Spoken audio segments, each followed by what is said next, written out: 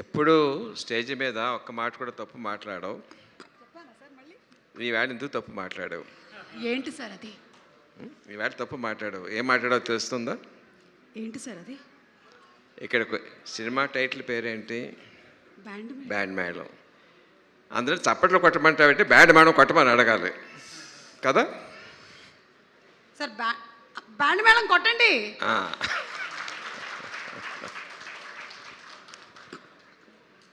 మామూలుగా musical instruments వాయించాలంటే guitar ఒకటి వాయించుకోవచ్చు, తబలా ఒకటి వాయించుకోవచ్చు, లేకపోతే హార్మోనియం వాయించుకోవచ్చు, ఫ్లూట్ వాయించుకోవచ్చు. బట్ 10 మంది వాయించాలంటే వాళ్ళందరి మధ్యన కోఆపరేషన్ కొహెషన్ ఉండాలి. దానికి ఒక కండక్టర్ ఉండాలి.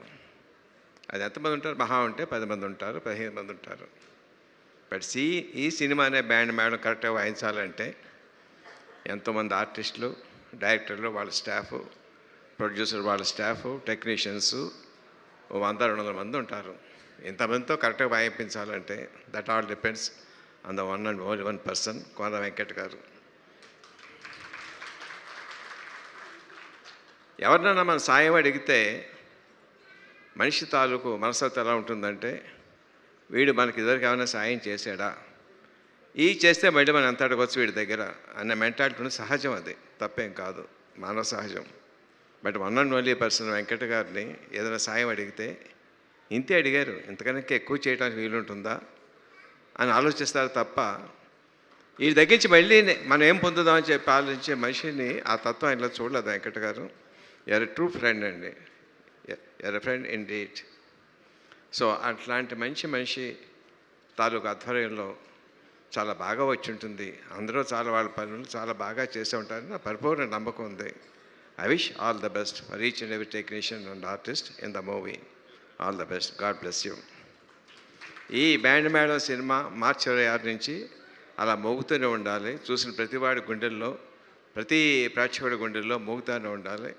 అందరు టెక్నీషియన్స్కి, అందరు ఆర్టిస్ట్కి చాలా మంచి విజయం చేకూర్చాలి. God bless you. సార్ ఒక చిన్న ప్రశ్న సార్.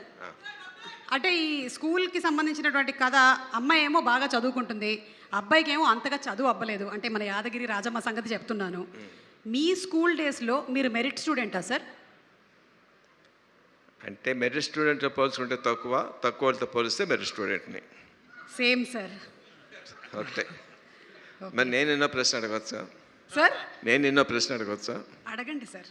ఇందాక అడిగా ఆ అబ్బాయి చాలా మంది ట్రై చేశాడు, ఎవరికి పడలేదని చెప్పాను, ఎవరు పడలేదు అని చెప్పాను కదా. నువ్వెంతమంది అబ్బాయిలు హార్ట్ బ్రేక్ చేసావు?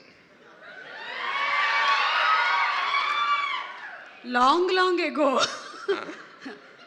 ఏమో సార్, యాక్చువల్లీ ఆ నేలలో చెప్పే ఎవరికి అర్థం కాదు. టెలిఫోన్ డైరెక్టరీ అంత లిస్ట్ ఉంది సార్. ఫర్ ఎ చేంజ్ నిజం చెప్పావమ్మా. God bless you. Thank you. Thank you sir. Thank you so much.